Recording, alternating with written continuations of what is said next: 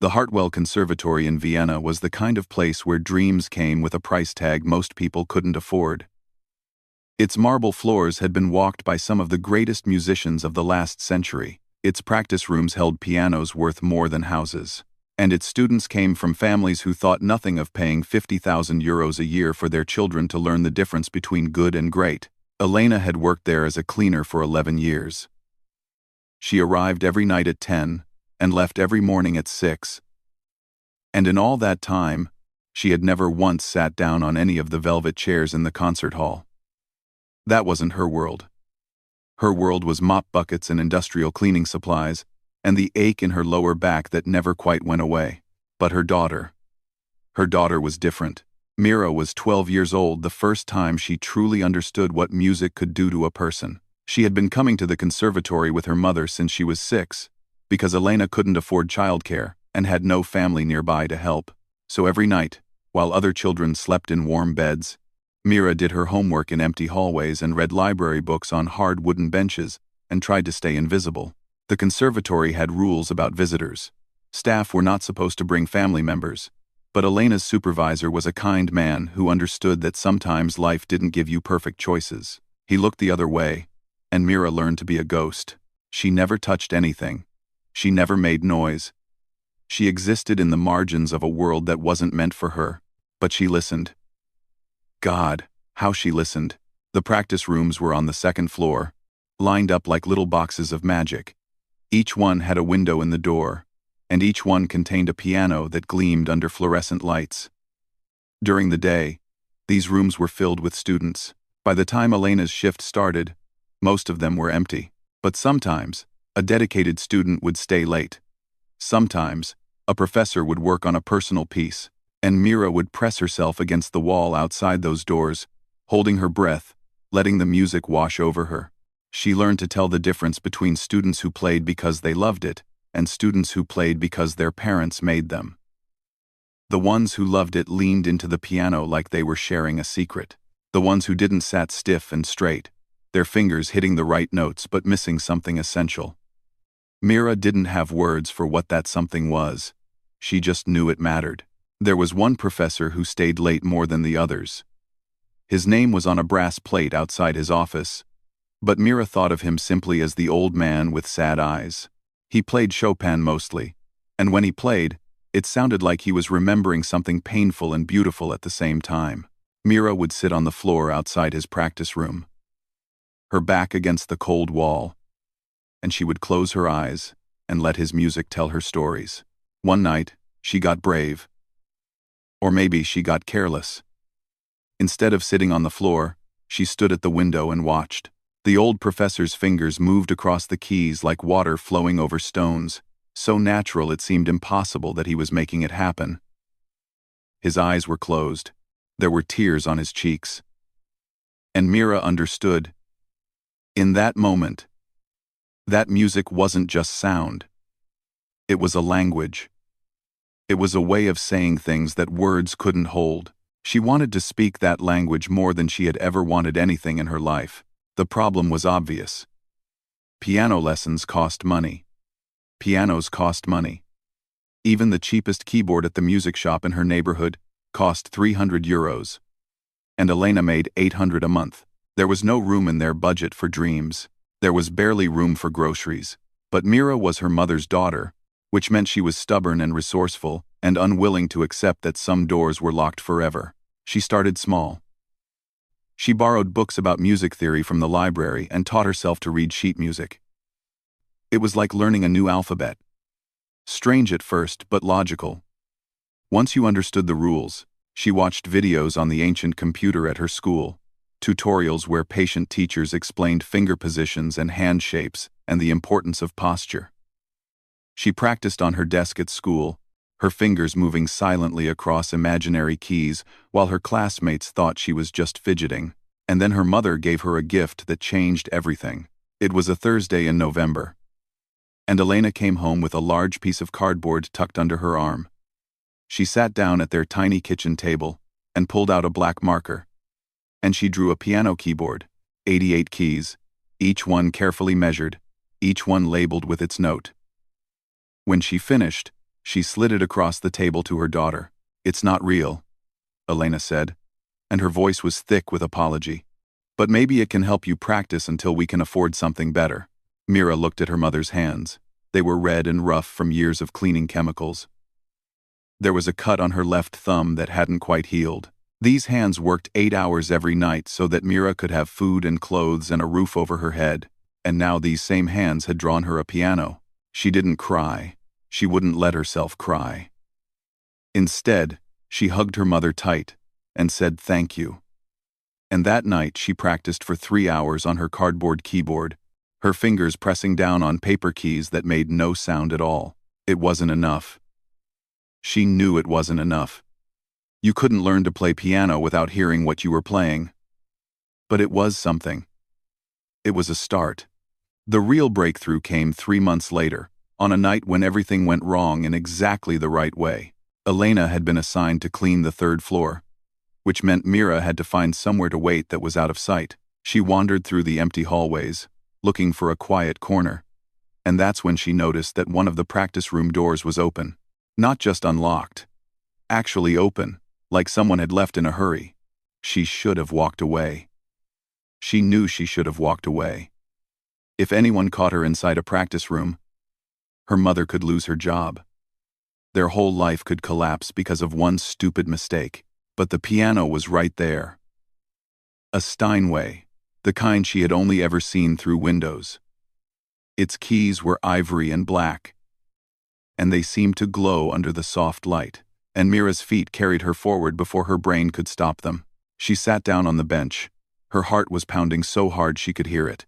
Her hands were shaking as she raised them to the keys. She had never touched a real piano before. She had only ever pressed down on paper and imagined the sound. She played a single note, middle C.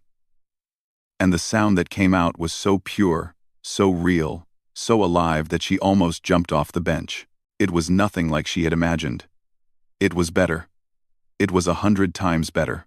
She played a scale, slowly at first, then faster. Her fingers knew where to go. All those hours on the cardboard keyboard, all those videos she had watched, all those nights spent listening through doors, it had added up to something. The sounds weren't perfect. Some notes were too loud, others too soft. But they were real. She was making music. She lost track of time. She forgot about her mother, forgot about the rules, forgot about everything except the feeling of keys under her fingers and sound filling the air. She played a simple melody she had memorized from one of the professor's late-night sessions. And it came out clumsy but recognizable. When she finally stopped, she was crying. She didn't know when she had started. She looked at the clock on the wall. An hour had passed. Her mother would be looking for her. She closed the piano lid gently, like she was saying goodbye to a friend. Then she slipped out of the room and back into the hallway, back into her invisible life. But something had changed. She had touched the thing she wanted most in the world. And now she knew she would never be able to stop wanting it. That was the night Mira decided she would find a way. No matter what it cost. No matter how long it took, she was going to learn to play piano. And someday, somehow, she was going to make the whole world listen. After that first night, Mira became a student of patterns. She learned which professors stayed late and which ones left early. She memorized the security guard's schedule, the way he took his coffee break at exactly 1:30 in the morning and didn't return until 2:15. She mapped the conservatory's cameras and discovered that most of them were old and broken, left in place just to make people think they were being watched. Her mother's shift ran from 10 at night until 6 in the morning. For the first few hours, there were always people around. Students finishing late practice sessions, professors packing up their offices, cleaning staff chatting in the hallways. But by 2 in the morning, the building went quiet. Really quiet. The kind of quiet where you could hear your own heartbeat. That's when Mira made her move. The first few times, she was terrified. Her hands would shake so badly she could barely play. Every creak in the hallway sounded like footsteps. Every shadow looked like someone coming to catch her. She would sit at the piano with her ears straining for any sign of danger, ready to run at the first hint of trouble, but nobody ever came. The conservatory at 2 in the morning was a ghost town, and Mira was its only living resident. She started with just 30 minutes a night, then an hour, then 2. By the third month, she was practicing for 3 hours every single night, from 2 until 5 in the morning, while her mother cleaned the floors 2 stories below and believed her daughter was sleeping on the old couch in the janitor's closet. The lying was the hardest part. Mira had never kept secrets from her mother before. They were a team, the two of them against the world. Elena had sacrificed everything to give her daughter a better life, working double shifts when the rent went up, skipping meals so Mira could have new shoes for school. And now Mira was sneaking around behind her back, risking everything they had for a dream that might never come true. But she couldn't stop. She had tried to stop. Once. After a close call. When a professor came back unexpectedly to retrieve a forgotten briefcase. Mira had hidden under the piano, her heart in her throat, listening to footsteps that came within 10 feet of her hiding spot. That night, she told herself it was over. The risk was too great. She would find another way. A safer way. A way that didn't put her mother's job in danger. She lasted 3 days. 3 days of not touching a piano, of not hearing the sound of keys under her fingers, of not feeling that rush of something close to joy. On the 4th night, she was back in the practice room, and she knew then that she was addicted. This wasn't a hobby. This wasn't a phase. This was the thing that made her feel alive. So she got smarter about it. She learned to play quietly, keeping the soft pedal pressed down so the sound wouldn't carry. She learned which practice rooms had the thickest walls, and which ones were closest to the stairs in case she needed to escape quickly. She created a system of small signals. A penny placed just so on a windowsill that would tell her if anyone had been in the room since her last visit. And slowly, night by night, she taught herself to play piano. It wasn't easy. Real piano was nothing like cardboard. The keys had weight, resistance, personality. Some notes rang out bright and clear while others seemed to swallow themselves. The pedals were a mystery that took her weeks to understand, and her fingers, strong from years of helping her mother with housework, were clumsy at first, hitting wrong notes and stumbling over passages that looked simple on paper. But Mira had something that most students at the conservatory didn't have. She had hunger. Real hunger. The kind that comes from wanting something so badly it keeps you awake at night. The wealthy students who filled these practice rooms during the day had been given everything. Lessons since age 4. The best teachers money could buy. Parents who cleared their schedules to drive them to recitals and competitions. They had never known what it felt like to want something they couldn't have. Mira knew. And that knowledge drove her forward when everything else said she should stop. She made mistakes that no trained pianist would make. She held her wrists too low. She tensed her shoulders when she should have relaxed them. She learned pieces in the wrong order, tackling advanced works before she had mastered the basics, because she didn't know there was a right order to begin with. Her technique was messy, unconventional, full of habits that would have made any proper teacher cringe.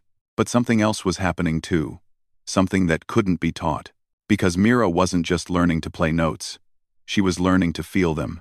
All those years of listening through doors, of watching the old professor cry while he played Chopin, of sitting in the dark and letting music tell her stories, it had given her something that no amount of formal training could provide. She understood, in her bones, that music was supposed to mean something. It wasn't gymnastics for fingers. It was a conversation between the player and everyone who listened. When she played a sad piece, she thought about her father, who had left when she was 3 and never looked back. When she played something angry, she thought about all the times people had looked through her like she was invisible, just the cleaning lady's kid, not worth noticing.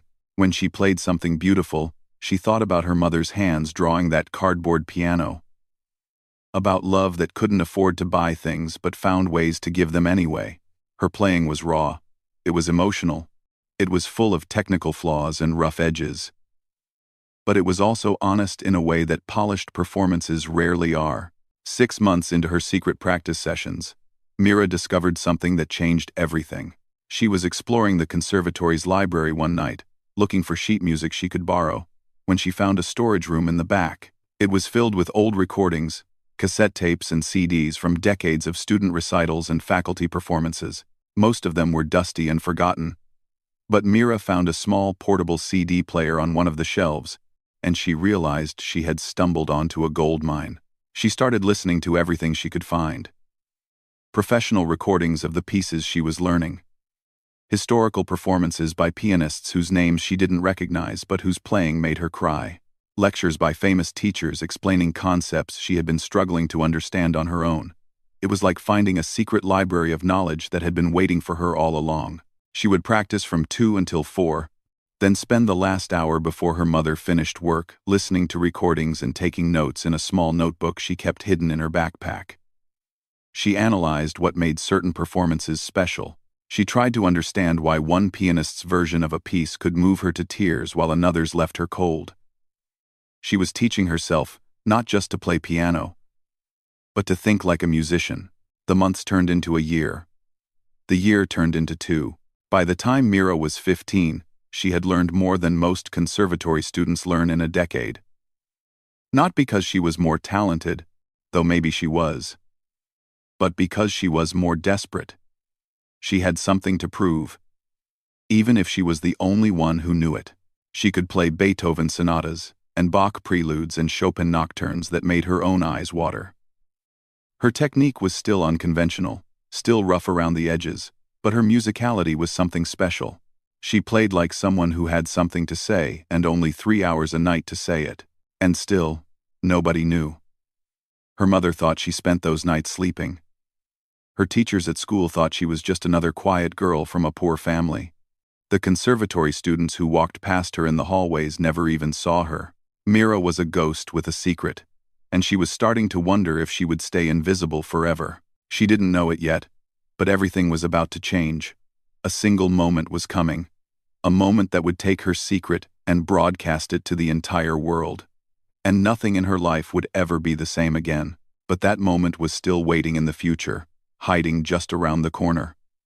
For now, Mira had her 3 hours of stolen time, her forbidden piano, and the music that had become the only language she truly knew how to speak. It would have to be enough, until it wasn't.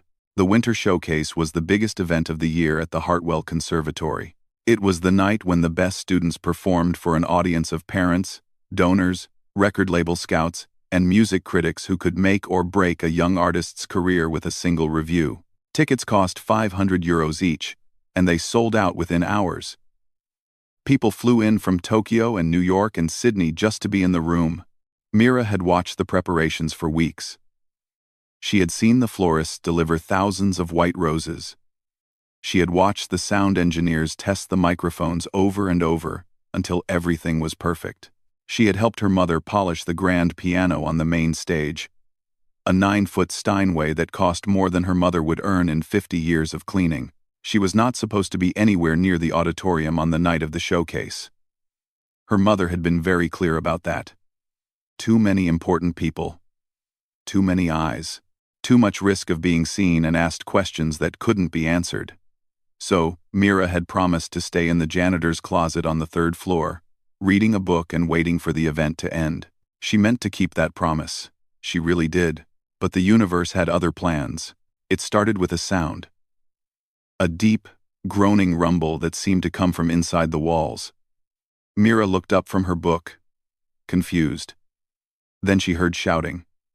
Then alarms. Then the thunder of 200 people in formal clothes running for the exits. She opened the closet door and stepped into chaos. Water was everywhere. A pipe had burst somewhere in the building, and it was flooding the lower floors fast. Staff members were running with buckets and towels that couldn't possibly make a difference. Guests were streaming out the front doors, their expensive shoes splashing through puddles, their elegant outfits getting soaked. Someone was crying. Someone else was yelling into a phone. The night that was supposed to launch careers and impress donors had turned into a disaster. Mira should have stayed where she was. She should have found her mother and made sure she was safe. She should have done anything except what she actually did, but something was pulling her forward. A force she couldn't name and couldn't resist. Her feet carried her down the stairs, past the panicking crowds, toward the auditorium. She didn't know why. She just knew she had to go. The auditorium doors were open. The room beyond was half flooded, water covering the floor near the entrance. Creeping slowly toward the stage. The chairs were empty. The flowers were floating. The spotlight was still on, pointed at the grand piano that sat alone on the elevated platform, untouched by the water below. And Mira understood, in a flash of clarity, that this was her moment. She had spent 3 years practicing in secret. 3 years of stolen hours and hidden dreams. 3 years of playing for no one but herself, wondering if she would ever be brave enough to let anyone hear. And now here was an empty stage, an untouched piano, and a room where nobody was watching. It felt like fate. It felt like a gift. It felt like the universe was saying, just this once, go ahead and take what you want. She walked down the aisle, her shoes splashing through the shallow water. She climbed the steps to the stage. She sat down on the bench, the same bench where students worth millions had sat just hours ago, and she placed her fingers on the keys of the most beautiful piano she had ever touched. The first note rang out clear and true, filling the empty auditorium with sound. And then, Mira began to play. She played Chopin. The Ballade. No one. The piece she had first heard through a practice room door when she was 12 years old. The piece that had made her fall in love with piano. The piece she had practiced hundreds of times in the dark. Alone. Dreaming of a moment exactly like this one, but she wasn't playing it the way she had practiced. She was playing it the way she felt it. All the longing of the past 3 years poured out through her fingers. All the loneliness of being invisible, all the hunger of wanting something so badly it hurt, all the love she had for her mother, who worked her fingers raw so her daughter could have a chance at something better. The music filled the auditorium and spilled out through the open doors. It echoed down the hallways where guests were still evacuating. It reached the ears of people who had stopped mid-step, confused by the sound coming from a room that should have been empty. One by one, they turned around. One by one, they came back. A woman in a ruined silk dress appeared at the doorway, her mouth falling open. A man in a tuxedo joined her, water dripping from his shoes. Then more people, and more. They stood in the flooded aisle, in the back of the auditorium, in the doorways, watching a girl they had never seen play piano like her life depended on it. Mira didn't notice them. Her eyes were closed. She was lost in the music, in the conversation she was having with the keys, in the story she was telling to the empty room that wasn't empty anymore. She played the way she always played when she was alone. Raw, honest, unafraid. Someone took out their phone and started recording. In the back of the room, standing in a puddle with a mop still in her hand, Elena watched her daughter play. Her face was wet. And it wasn't from the flood. She had never known. All those nights, all those years, and she had never known. The ballade built toward its climax, the notes cascading like a waterfall, the emotions swelling until it seemed like the piano itself might burst. Mira's fingers flew across the keys with a speed and precision that seemed impossible for someone so young, so untrained, so invisible. And then the final chord rang out, hanging in the air like a question that had finally been answered. Silence. Mira opened her eyes, and she saw them. Dozens of people standing in the water, staring at her. Phones raised. Mouths open. Some of them were crying. Some of them looked like they had just seen a ghost. Her mother was pushing through the crowd, her face a mixture of shock and wonder, and something that might have been pride. And behind her, standing very still with tears on his weathered cheeks, was the old professor, the one with sad eyes who played Chopin late at night. The one Mira had listened to through countless doors. He was looking at her like he was seeing something impossible. Mira stood up from the bench. Her legs were shaking. Her heart was pounding so hard she thought she might faint. She had spent 3 years being invisible, and now suddenly everyone could see her. She didn't know what to do, so she did the only thing that made sense. She ran. She pushed past the stunned audience, past her mother's reaching hands, past the old professor's whispered, "Wait." She ran through the flooded hallways and up the stairs, and out a side door into the cold Vienna night. And she kept running until her lungs burned and her legs gave out and she collapsed on a park bench 3 blocks away. She sat there in the dark, shaking from cold and fear, and something else she couldn't name. She had just done the most terrifying thing of her life. She had shown the world who she really was. And she had no idea that at that very moment, the video was already being uploaded. That within hours, millions of people would watch her play. That by morning, her life would be completely unrecognizable. All she knew, sitting on that frozen bench, was that she couldn't take it back.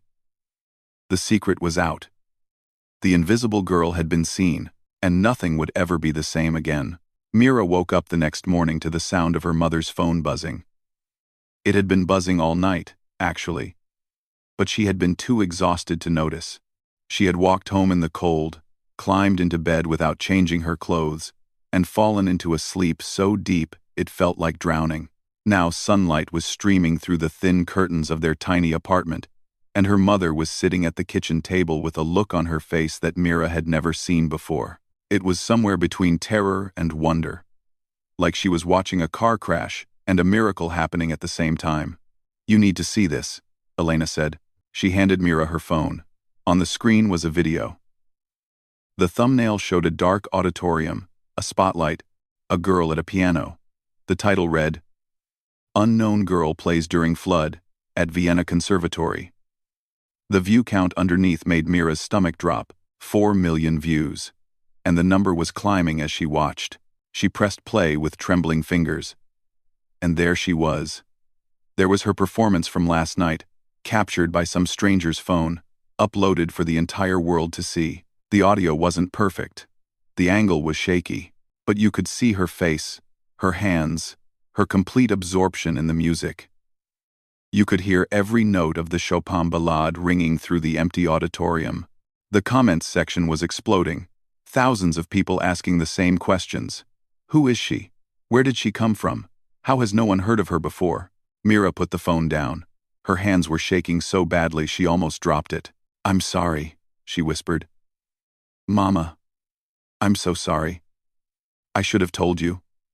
I should have," but Elena wasn't angry. She crossed the small kitchen in 3 steps and wrapped her daughter in a hug so tight it hurt. And she said the last thing Mira expected to hear. "I'm proud of you. I'm so proud of you." They stayed like that for a long time, holding each other in their tiny kitchen while the phone kept buzzing and the world outside kept watching. By noon, the video had 12 million views. By evening, it had crossed 30 million. News outlets were picking up the story. Classical music blogs were losing their minds. Social media was flooded with people sharing the clip, adding their own commentary, trying to figure out the identity of the mysterious girl. The conservatory was the first to crack. Someone on staff recognized Elena's daughter and leaked the information to a journalist. By the next morning, Mira's name was everywhere. Her face was on news websites around the world. Reporters were camped outside their apartment building, shouting questions through the intercom. The cleaning lady's daughter, self-taught, no formal training, secretly practiced for 3 years in the middle of the night. It was the kind of story people couldn't resist. Rags to riches, hidden talent, a diamond discovered in the dust. The internet fell in love with Mira before she had even spoken a single word publicly, and then the offers started coming. Scholarship offers from music schools in London and Paris and New York, interview requests from television programs she had only ever seen in passing, recording contracts from labels she had never heard of, promising money that seemed impossible to comprehend, concert invitations from venues that normally booked artists with decades of experience. It was too much. It was all too much. 3 days ago, Mira had been invisible. Now everyone wanted a piece of her. The old professor from the conservatory was one of the first to reach out. He sent a handwritten letter to their apartment, delivered by a nervous assistant who had to fight through the crowd of reporters outside. In the letter, he apologized. He said he had heard her playing late at night, sometimes, when he stayed to practice his own pieces. He had assumed it was a ghost or a dream. He never imagined it was a child teaching herself on stolen time. He offered to be her teacher, free of charge, for as long as she wanted to learn. Mira read the letter 3 times before she started crying, but not everyone was kind.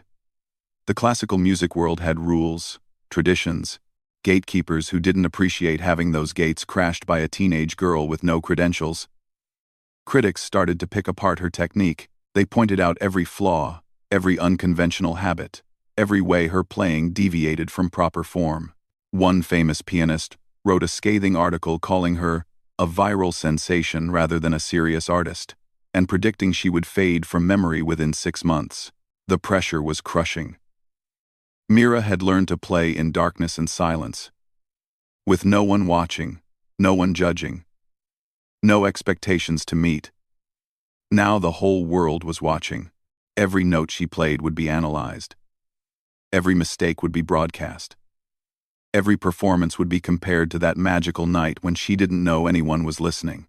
Her first real concert was scheduled in Berlin, 3 months after the video went viral, a charity event for young musicians, attended by wealthy donors and influential critics. It was supposed to be her official debut, her chance to prove that the video wasn't a fluke. She practiced for weeks. The old professor worked with her every day, gently correcting her technique while being careful not to change the essence of what made her playing special. He told her that she had something rare, something that couldn't be taught. He told her to trust herself. But when the night came, Mira couldn't do it. She walked onto the stage of the beautiful Berlin concert hall. She saw the sea of faces in the audience, the critics with their notebooks, the cameras recording her every move. She sat down at the piano and placed her hands on the keys, and her mind went completely blank. The music that had always flowed through her like water was gone. Her fingers felt like strangers. She couldn't remember the first note of the piece she had practiced 1,000 times. The audience waited in silence that grew heavier with each passing second. 3 minutes. She sat there for 3 minutes, frozen, paralyzed, unable to make a single sound. Then she stood up. She whispered an apology that the microphones barely caught. And she walked off the stage. The headlines the next day were brutal. Viral sensation freezes at Berlin debut. Cleaning lady's daughter proves critics right. Internet fame, no substitute for real training. They said she was finished. They said she had been exposed as a one-hit wonder. A girl who got lucky once and would never repeat it. They said the classical music world had been right to doubt her. Mira read every article. She watched every news clip. She saw the disappointment in the eyes of people who had believed in her, and the satisfaction in the eyes of those who hadn't, and something inside her broke. She stopped practicing. She stopped answering calls from the professor. She stopped leaving the apartment. She lay in bed and stared at the ceiling and wondered if everyone had been right all along. Maybe she wasn't meant for this. Maybe she should have stayed invisible. Her mother brought her soup and sat with her in silence. The scholarship offers were withdrawn one by one. The recording contracts expired. The concert invitations stopped coming. The world moved on. The internet found new sensations to obsess over. And Mira, who had briefly touched the sky, fell back to earth with nothing to catch her. But here's the thing about falling. Sometimes you have to hit the bottom before you can figure out how to climb. And Mira's story wasn't over yet. Not even close. For 2 months, Mira didn't touch a piano. She went to school. She came home. She helped her mother with housework. She existed, but she wasn't really living. The music that had once filled every corner of her mind had gone silent, and she didn't know how to bring it back. Elena watched her daughter fade and didn't know what to do. She tried talking. She tried giving space. She tried pretending everything was normal. Nothing worked. The girl who had once practiced for hours on a cardboard keyboard now flinched whenever she walked past a music store. One evening, Elena came home from work early. She found Mira sitting at the kitchen table, staring at nothing. The same way she had been staring at nothing for weeks. And Elena did something she had never done before. She sat down across from her daughter and told her a story. She told Mira about her own mother. A woman Mira had never met, who had died before she was born. This grandmother had been a singer in a small village in Portugal. Not famous, not trained, just a woman with a voice that could make people cry. She sang at weddings and funerals and festivals, and everyone in the village said she had a gift from God, but she never sang outside that village. She was too afraid. Afraid of being judged. Afraid of failing. Afraid of wanting something too big and being crushed by it, so she stayed small and safe. And she took her voice to the grave, without ever knowing what it might have become. Elena's eyes were wet when she finished the story. She reached across the table and took her daughter's hands. "I don't want you to be like her," she said. "I don't want you to be so afraid of falling that you never try to fly. You froze on that stage. So what? You are 18 years old. You have your whole life to try again." Mira looked at her mother's hands, the same hands that had drawn her a piano out of cardboard. The same hands that had scrubbed floors for 11 years so her daughter could have a chance at something more. "What if I'm not good enough?" she whispered. Elena smiled. It was a sad smile, but there was steel underneath it. "When you played in that flooded auditorium, you weren't thinking about being good enough. You were just playing. You were saying something true. That's the girl the world fell in love with. Not someone trying to be perfect, someone being real." That night, Mira dreamed about music for the first time in months. She dreamed she was back in the conservatory at 2 in the morning, alone with the piano, playing for no one but herself. And in the dream, she wasn't afraid. She was free. She woke up with tears on her face and a melody in her head. A melody she had never heard before. Something new. Something hers. She found a piece of paper and started writing it down. The old professor was surprised when Mira called him. He had sent letters that went unanswered. He had given up hope of ever hearing from her again. But here she was, asking if she could come see him, not for lessons, just to talk.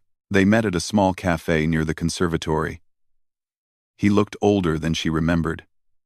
Tired. But his eyes were still kind. And when he saw her walk through the door, his whole face lit up.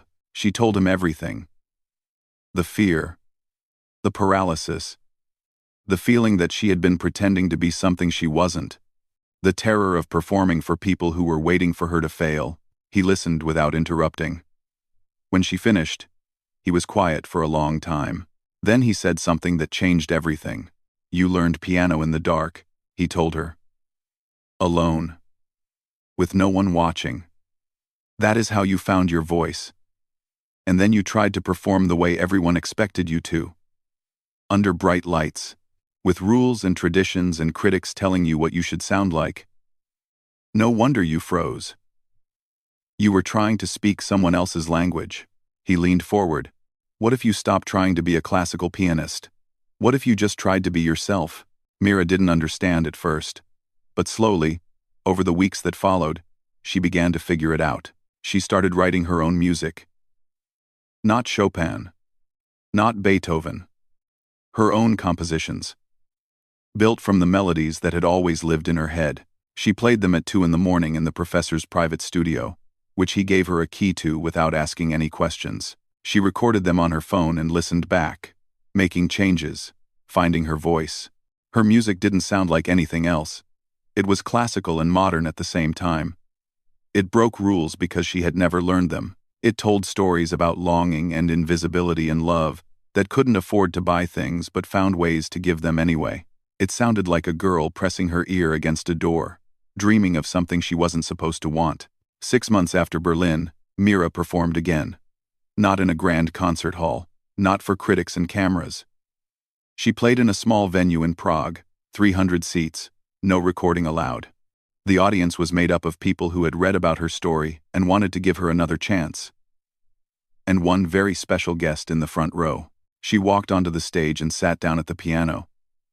The fear was still there. It would probably always be there.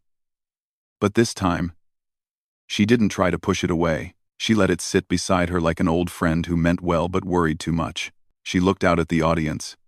She found her mother's face in the front row. Elena was holding her breath. Her hands clasped so tight her knuckles were white. And then Mira played. She played her own music. The pieces she had written in the dark, alone. with no one watching. She played the melody she had dreamed about the night her mother told her the story of her grandmother. She played something called cardboard keys that made half the audience cry without understanding why. It wasn't perfect. Her technique was still unconventional. Her style still broke rules that serious musicians thought were sacred. But it was honest. It was true. It was the sound of a girl who had found her own way to speak. When she finished, there was silence. 1 heartbeat. 2.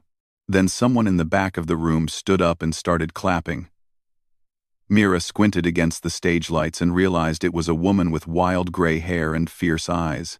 A woman she recognized from album covers and documentaries. One of the most celebrated pianists of the 20th century. A legend who was famous for her uncompromising opinions and her refusal to praise anything that didn't deserve it. She was standing, she was clapping, and she was smiling. Others joined her. The whole room rose to their feet. The applause went on and on. 11 minutes that felt like 11 hours. And Mira sat at the piano with tears streaming down her face because she finally understood. She wasn't supposed to be like everyone else. She was supposed to be herself. The girl who learned piano through walls. The cleaner's daughter who played at 2 a.m. on forbidden keys. The musician who broke rules because she had never been taught them. That was her gift. That was what made her special. Not perfection. Truth. In the years that followed, Mira became one of the most distinctive pianists of her generation. She recorded albums that topped classical charts. She performed in concert halls around the world. She started a foundation that provides music lessons to children whose families work in service jobs. Kids who might otherwise never touch a piano. And at every single performance, no matter how big the venue or how important the audience, she made sure of one thing. Her mother sat in the front row. Because some things are worth more than fame or money or perfect technique. Some things are worth more than any standing ovation, and Mira never forgot where she came from. Not for a single day.